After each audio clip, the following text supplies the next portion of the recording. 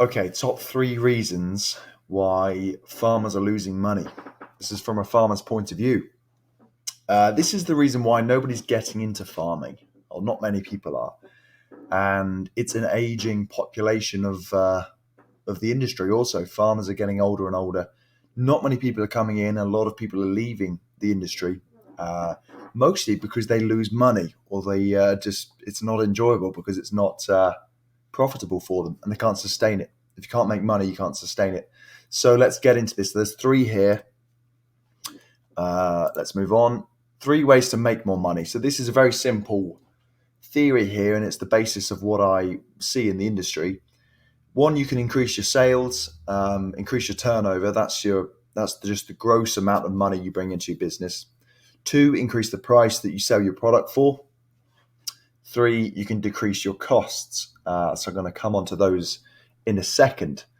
Um, like I say, this is a very generic framework for business. Very broad, not specific. However, in reality, everything comes down to these three things. Really, when you look at making more money, so they are applicable. The first one, lack of sales. For farmers, this is rarely a problem. There's always a customer for food. I'm a beef farmer. We can always sell beef to supermarkets, to processing plants, slaughterhouses, butchers. There's always a market there. It's a very liquid market. You can sell at any time and you'll get paid, which is a very, very unique situation to be in and a real strength of the industry in some respect. For crop farmers, it's rarely a problem. There's always a market for the crop. The price goes up and down, but there's always demand because there's backup. If their crop isn't good enough to go for human consumption, it'll go for animal consumption, and they'll get paid a bit less, but they'll get paid still. So it's rarely a problem to have a lack of sales. You can always get your products sold. However, what I see here is sorry about that. Anyone can make money in the good times. It's about being resilient in the bad times. So in the bad times, suddenly it's hard to have that yield, so that produce enough food, enough of whatever it is. If it's beef, pork, eggs, grain, maize, corn on the cob, soy, whatever you're growing. In the good times, it's fantastic, no problem. But in the bad times, people don't have enough yield. They have a bad year. Their crops fail. So really, it's about raising the average. The top's fine. At the top of the cycle, no problem there. If we can drag that bottom up and never have a bad year, imagine never having a bad year. You'd be ahead of the game. You'd be ahead of 90% of farmers or food producers. So yeah, raise the average. What else we've got? Stack enterprises and diversify your income. That's a way of essentially getting more sales. It might it might not look like more yield, more grain going out the door for farmers or whatever. But what they can do is stack different type of enterprises on their farm and make income from different business models. That might mean growing different types of crops, and it might mean keeping different types of animals, and it might mean diversifying into things that aren't traditionally thought of as being involved in farming, but it might be a good use for their land or their assets still. Um, so I'll just note here, I put yield there in capital letters. We get caught up in thinking that yield is everything and that we need to increase yield, and the best yield is the best strategy. And you look back at your best years well, you think the year with the best yield was your best year. In reality, your variable costs go up with yield often. That could be yield of crops or animals or anything, and it's a bit of a red herring. The next 2 points are more important, in my opinion. So we come on to the second thing: getting too low a price for your product.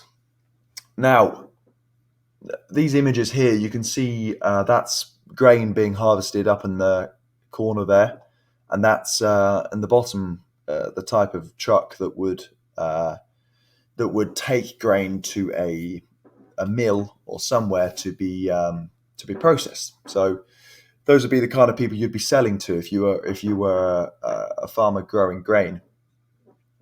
Now the problem with all this is it's commodity markets. You're competing with the world, the whole world. Everybody's going grain. I'm picking on grain here, but Ukraine grows grain. Russia grows grain. America grows grain. All of Europe are growing crops. Everybody is, and it's a global market. And there's people that can do it for a lot cheaper than us in a lot of the Western countries. I'm in the UK, because their machinery is cheaper, their land might just be better, might just be more productive. So it's risky selling on the global market. You can't control the price that you charge for your product. Retail versus wholesale. There's a famous quote that says that farmers are the only people who buy retail, sell wholesale, and pay for all the transport in between. I think that was it Roosevelt, or it was an American president, I believe. But anyway, it's not exactly accurate, but it does show the what we're dealing with in this industry generally. Buying buying retail, so essentially you're paying full price, full whack retail price for commodities in farming, usually animals, or you could argue that you're growing seed and stuff at a retail price, and then you sell wholesale. You sell back to that commodity market usually, which is just obviously typically the wrong way around. Of course, there are nuances as that. It's a very specific kind of business, farming, and wholesale is usually the easiest and the most guaranteed way to sell your product. But it's worth thinking. What if you could buy wholesale and sell retail? So what if we can take that retail price for our product? What if we can upvalue our product into something that the retail customer wants? For example, can we take that crop right through to an edible stage of a packaged vegetable that we can sell? Can we make bread? Can we upvalue the product into a meal or whatever food we're growing? Can we sell the beef directly to a customer as opposed to selling it on a commodity market to a supermarket, selling it wholesale? What else? Farmers don't really market their product. One of the only industries where if you're running a business, you don't need to do any people don't do marketing, and I think it's a bit short-sighted, really. I'm not saying I do much really. We sell a bit of beef locally, and we're trying to grow that. However, whatever industry you're in, ideally you'll be in a position to do marketing, because marketing is a lever, and it gives leverage, right? Same thing. If you are in a position to market your product, you can command a better price, or you can attract people who will pay more for that product. So, and people are going to be watching this saying, "Oh, I can't do marketing. I just grow grain. Nobody buys grain except from these like three big guys." Okay, well, maybe make a different product so that you can market. There's probably something in that. If you're selling a product that you can't market, sell a different product. That's probably the lesson there. So niche products, or add value to your product. If you're doing the same as everybody else, you're going to be getting the same price as everybody else. So maybe look at the edge, look at those out of the box products. So crops, there's more niche crops and stuff you can grow that command a much bigger price. Animals, there's different ways of producing animals and producing meat and animal products, dairy and eggs. And you can upvalue them, especially if you can market the fact that you have produced a product in a certain way. Okay, so organic food, of course, always commands that higher price. That's the best example of that. This is a big one. Having flexibility to hold stock and sell at the highs. So the prices will go up and down in a cycle. That's just always the way. But if you've got the flexibility to be able to hold your product through the low period, wait for the high and sell it, suddenly no one would be complaining about low prices. You know what I mean there? when farmers experience high prices, everybody's overjoyed. Nobody's moaning. Nobody asks for more when it's high. So we're happy with the high price. So it's just when the price is low that everybody's pissed off and going bankrupt and can't make it pay. So what if you have the flexibility to hold that product at the low end, which will increase the demand for the products because the supply isn't there, and then trickle off your products into the market at the high price cycle, because the cycle inevitably comes like a pendulum. The price comes back to high, low, high again. If you can have product on the shelf, on the metaphorical shelf, when that price comes back round, you're at a massive advantage. Let's move on to the next one. So the third and final, actually, high costs, expenditure. This is the biggest one, I think. What have we got up here? We've got a sprayer. That's a piece of machinery used to spray fertilizers, weed killers, pesticides, nutrients, anything onto the crops, by a liquid application like that. Decreasing costs is easiest and fastest, for sure. So in farming, you've got machinery, inputs, chemicals, interest on any loaned money. That can be a killer for people if they've borrowed money to buy land or buy equipment, or they're leasing equipment and paying interest on that or whatever. Very, very dangerous position to be in. Depreciation of equipment. Again, you buy a huge piece of steel and plastic and technology. Brand new, it's going to depreciate hugely. That can be a massive cost. I've seen that so many times. I've met guys that they've always got like that nice little shiny piece of kit in the corner, and they're like a small farmer and they can't afford it. And it's just like, well, it's just going to half. The value of that is going to half really quickly. For some of the bigger businesses, it actually really makes sense to have that brand new equipment, because they know it's going to be reliable and they have a big business, big turnover to spread the cost of that depreciation on. So it really adds up. But for most people, you cannot afford that depreciation of brand new equipment and things like that. So these three photos down the bottom, that's essentially just photos of soil, photos of farmers' fields where there's bare soil, there's no crop growing. There's a bit of a crop trying to grow or something, maybe it's just weeds, trying to grow in that photo, but it's a pretty sorry state indeed.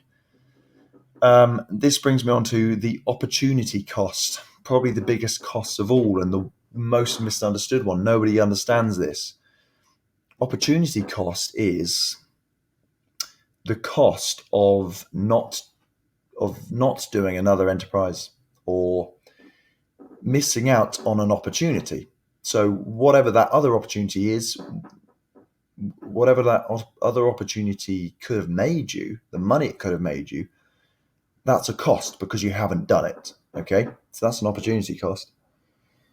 In farming, I don't see anybody thinking about this. The biggest opportunity cost is the cost of lost solar. Okay, so as farmers, we're in the solar business. We're capturing sunlight. This is going to sound bonkers, but we're capturing sunlight and turning it into products, and that could be food, it could be timber or something else. But we need to capture solar, and that's just the job. That's where every little bit of money, not every bit, but that's where the bulk of our money comes from or should come from in a profitable business. Bare ground like this, guys, these three photos, is that capturing solar? No. So that little green plant, any green living plant is capturing solar. Okay, so photosynthesis, this is like childhood science lessons explained. Photosynthesis, we all know what that is. When we start viewing these just bare soil through the lens of a lost opportunity, things start to click. Any sun ray, any bit of sunlight we're not absorbing into the plant is a waste of money. It's an opportunity cost, to put it clearly. Now, here's the thing. People will think, well, especially crop farmers, will think, well, I only want my crop to absorb that sunlight and grow because that's the thing I sell and make money. But solar money, let's call it solar money can take many forms on our farm. We understand that the first step we have to do is absorb it. We have to absorb it on our farm through photosynthesis. And then it will take many forms and it can pay us back dividends in the future. So if it's not the crop you're selling, where's the money going to go? Well, it might build you soil. Okay, so it might build you soil structure, because having a living plant, even if it's just one of these green grassy plants on the right hand side, hopefully more of those than are photographed there. Having a plant in the ground is going to build you soil structure. It's going to build you soil nutrients. It's going to be able to mine nutrients from the subsoil, from the rocks, and release them into the soil and have them readily available for when you actually grow what's known as a cash crop, which is one that you want to sell. So capture as much sunlight as we can is the aim of the game. And that solar money will take many forms and it will pay us dividends when it needs to. So it's an absolute short-sighted opinion to think that having this bare ground for most of the year is best. Now, bear that in mind. Most farmers, the majority of farmers, will have a field looking like that for quite a lot of the year. So after they've combined, harvested a crop, their field might look bare for several months. And that's done for several reasons, but it makes it a bit easier to control the weeds and things like that. So there is a benefit to that. However, if we can start viewing those solar rays as money, as pound notes of dollars coming down from the sky, we can start to value capturing them by any plant. It needs to be a plant with green leaves. Okay, so any plant, and the solar money will take many forms. And as I said, it will pay us back. And like I said, that's an unknown cost with an unknown consequence. There's further unintended consequences to having this bare ground. I won't get into it in this video so much. However, having bare ground like that is actually costing you money directly, not just the opportunity cost of not having a plant growing. It's actually costing you money because it's losing nutrients, it's losing water, it's losing your structure, it's losing any plant diversity that was there. And that's on top of the actual opportunity cost of not making money. Okay, so I'll get into that further in another video. But yeah, there we go. So those are the 3 points. Like I said, guys, increase the sales, increase the price of the product, or decrease your costs. This one is step one, I think. Step one is decrease those costs, because that's easy to get your head around. You can see the money going out of your bank account, and you can get a hold of it before you start trying to increase your production or improve your production or the price you charge. So yeah, that's that. Thanks for watching, guys. Let's wrap it up there. That is a farmer's point of view on why a lot of farmers are losing money. The 3 basic principles in any business applied to farming. So thank you for watching. Sorry for going on a bit at the end there, but that's a really interesting topic, and I'll no doubt expand on that in the future as well. So I'll see you on the next one, guys. Thanks.